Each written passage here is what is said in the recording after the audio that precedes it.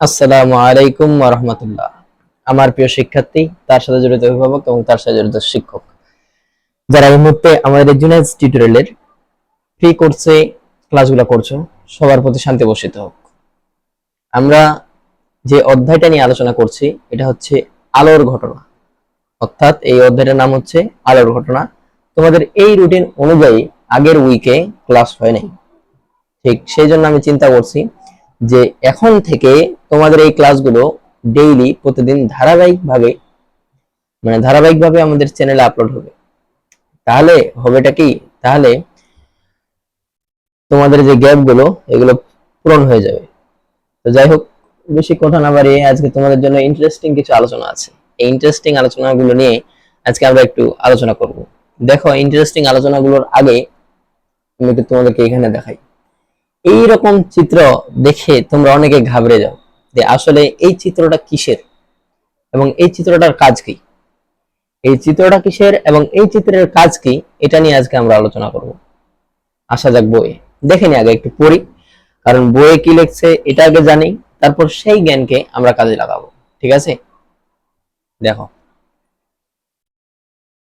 বলছে আলোর প্রতিফলন এবং শোষণ। আলোর প্রতিফলন এবং শোষণ তোমাদেরকে আগের দিন যেটা পড়ানো হয়েছে যে অনুজ্জ্বল রং উজ্জ্বল রংকে শোষণ করে। অর্থাৎ তুমি যদি একটা সাদা কাপড় নাও এবং একটা কালো কাপড় নাও, তাহলে দেখবা সাদা কাপড়টাকে রোদে রাখবা, কালো কাপড়টাকে রোদে রাখবা।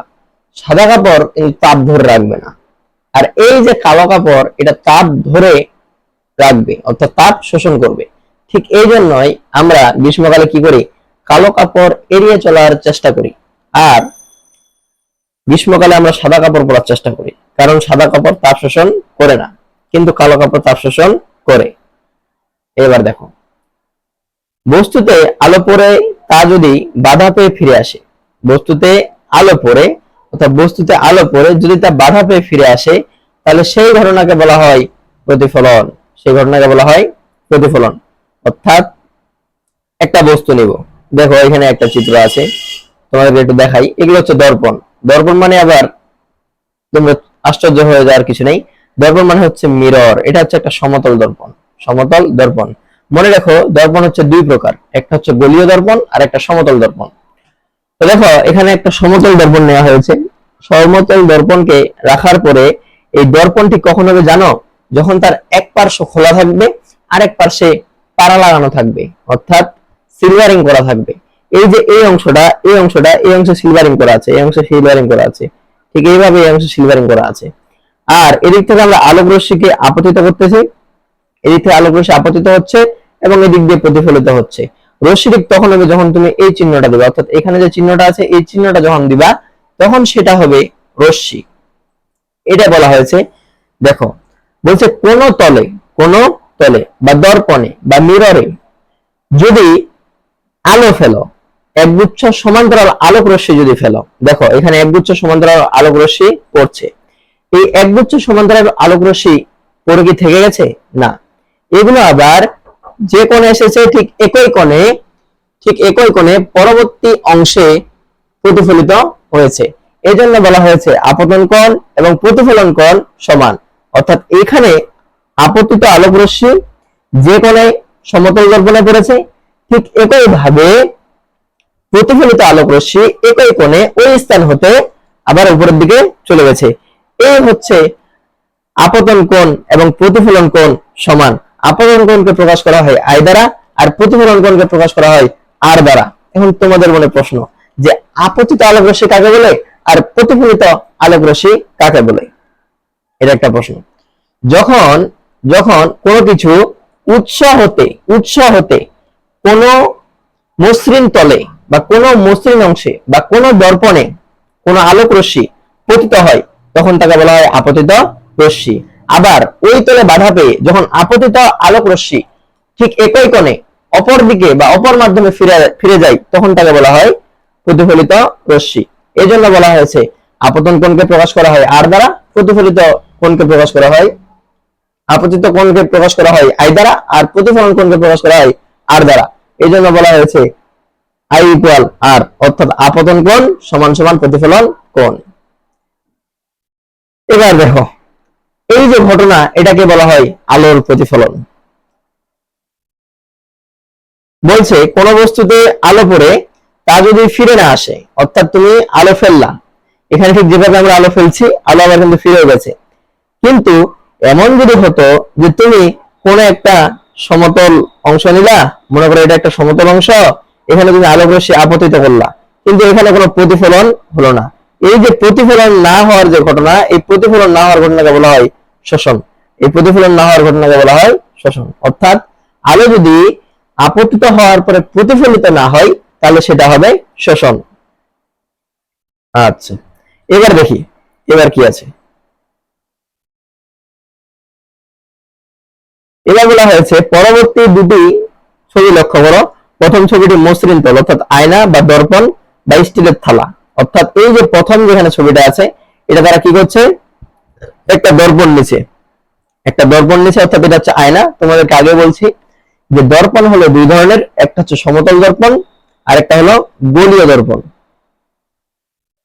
এবার আসা যাক দ্বিতীয় ছবিটিতে অমসৃণ তলে, অর্থাৎ এটা কেমন, এটা সমান নয়, কিন্তু এটা সমান, মসৃণ, হাত দিলে আরাম লাগবে, এরকম একটা অংশ, একটা মসৃণ অংশ আর একটা অমসৃণ অংশ। এইবার আসা যাক, এবার বলছে ছবি দুটি কি। এখন এখানে যে ঘটনাটা ঘটছে, এটা তোমাদেরকে আমি একটু আমার নিজের ভাষায় বোঝাই, যে এখানে তারা মসৃণ এবং অমসৃণ দুটি তল নিচ্ছে। এখানে হচ্ছে একটা কাগজ, এটা হচ্ছে অমসৃণ, আর এখানে একটা দর্পণ, এটা হচ্ছে মসৃণ। এবার আমরা কি করব, একটা টর্চ লাইট নিব, তোমাদেরকে এই জিনিসটা আরো সুন্দরভাবে বুঝাইতে পারবো এখান থেকে। দেখো এই যে লোকটা, এখানে দেখো কিছু আলোক রশ্মি নিচ্ছে, লাইট গুলো এখানে মারা আছে। তারপরে ও কি করছে, এখানে একটা দর্পণ নিচ্ছে। দেখো যখন সে দর্পণটাকে, এই রশ্মিগুলোকে বাধা প্রাপ্ত করার জন্য সামনে এগিয়ে দিল, ঠিক তখন দেখো এখানে একটা রিফ্লেকশন ঘটে গেল, অর্থাৎ এখানে একটা প্রতিফলন অংশ ঘটে গেল। ঠিক এই অংশটাকেই বলা হয় আলোর প্রতিফলন। অর্থাৎ আলো যে কোণে এখানে আপতিত হয়েছিল, ঠিক সেই কোণে প্রতিফলিত হয়ে গেছে। আলোর এই ঘটনাকে বলা হয় আলোর নিয়মিত প্রতিফলন। অর্থাৎ আলো যদি যেই কোণে সমতলে পড়বে, আবার ওই তলে যদি ওই স্থান থেকে প্রতিফলিত হয়, তাহলে সেটাকে বলা হয় আলোর নিয়মিত প্রতিফলন। এবং কি হতে হবে, এই যে রশ্মিগুচ্ছ এগুলোকে সমান্তরাল হতে হবে, অর্থাৎ কাছাকাছি এবং সমান্তরাল হতে হবে, কেউ কাউকে ছেদ করতে পারবে না। এই জিনিসটাকে এখানে বোঝানো হয়েছে। দেখো আচ্ছা, এবার আসি। এবার বলা হয়েছে যে অমসৃণ তল নিব আমরা। এবার আমাদের কাজ হলো আমরা একটা অমসৃণ তল নিলাম। তো অমসৃণ তল নিয়ে দেখো তো, এখানে ঠিক যেভাবে সমান্তরালে সমদূরত্ব বজায় রেখে আলোক রশ্মি আপতিত হয়েছিল, ঠিক কি একইভাবে এখানেও আপতিত হয়েছে? না। দেখো এখানে তাদের দূরত্ব ভিন্ন। আবার এই ভিন্ন দূরত্ব অর্থাৎ সমান্তরাল না হওয়ার কারণে তাদের যে প্রতিফলিত রশ্মিগুলো হবে, অর্থাৎ প্রতিফলন যে কোণ হবে, প্রতিফলিত যে রশ্মি হবে, এই প্রতিফলিত রশ্মি সমূহ সমান্তরাল হবে না। দেখো এগুলো কিন্তু কেউ কারো কাছ থেকে সমদূরত্বে নেই। আচ্ছা, এবার পড়ি। এবার কি বলছে একটু পড়ি। বলা হচ্ছে প্রথম ছবিটিতে দেখা যায় আয়না বা দর্পণ থেকে নিয়মিত প্রতিফলন। এখানে আলো এসে যে কোণে পড়েছে, ঠিক সেই কোণেই ফিরে যাচ্ছে, অর্থাৎ আলো যে কোণে পতিত হয়েছে, ঠিক সেই কোণেই আবার প্রতিফলিত হয়েছে। কোন পৃষ্ঠে আলোর এই পড়া বা পতনকে আপতন, এবং পৃষ্ঠ থেকে বাধা পেয়ে আবার ওই মাধ্যমে ফিরে যাওয়াকে বলা হয় প্রতিফলন। এই দুটো লাইন খুব ইম্পর্টেন্ট। একটা হচ্ছে আপতন কি, আর একটা হচ্ছে প্রতিফলন কি।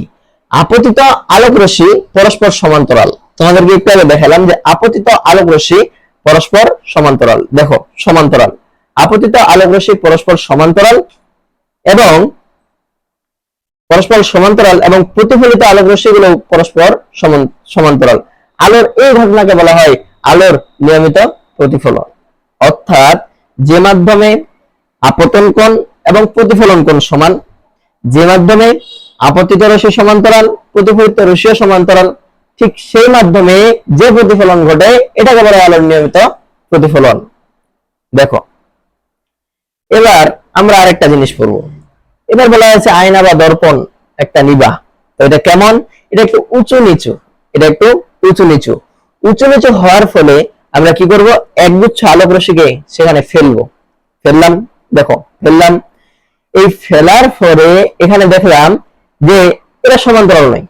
কি নাই? সমান্তরাল নাই। কেন সমান্তরাল নাই? কারণ তারা যে তলে পড়ছে এই তলটা মসৃণ নয়। আলোর এই প্রতিফলনকে বলা হয় বিক্ষিপ্ত প্রতিফলন বা অনিয়মিত প্রতিফলন বা ব্যপ্ত প্রতিফলন। তাহলে অনিয়মিত প্রতিফলন যে জিনিস, বিক্ষিপ্ত প্রতিফলন সেই জিনিস, ব্যপ্ত প্রতিফলনও সেই জিনিস। আলোর এই ঘটনাগুলোই এই অধ্যায়ে এখানে আলোচনা করা হয়েছে। এবার একটু দেখি নিচে কি বলছে।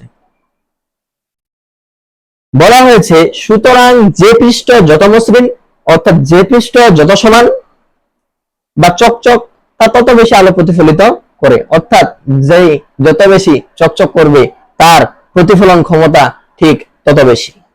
আর যে পৃষ্ঠ যত অমসৃণ, অর্থাৎ যে পৃষ্ঠটি যত অমসৃণ বা কম চকচক করে তা তত কম আলো প্রতিফলিত করে। অর্থাৎ মসৃণ পৃষ্ঠের আলো প্রতিফলনের ক্ষমতা অত্যন্ত বেশি, অমসৃণ পৃষ্ঠের আলো প্রতিফলনের ক্ষমতা খুবই কম। এই জন্য বলা হয়েছে যে মসৃণ বা কম চকচকে পৃষ্ঠে আলোর প্রতিফলনের সাথে অন্য ঘটনা ঘটে, যা তোমরা পরবর্তী শ্রেণীতে শিখবে। অর্থাৎ পরবর্তী শ্রেণীতে উঠে তোমরা এটা নিয়ে আরো বিস্তারিত জানতে পারবে। যাই হোক, এটাই ছিল আমাদের আজকের আলোচনা। পরবর্তী ক্লাস অর্থাৎ সম্ভবত বুধবারের জন্য অপেক্ষা করো। ততক্ষণ ভালো থেকো, সুস্থ থেকো। আসসালামু আলাইকুম ওয়া রাহমাতুল্লাহ।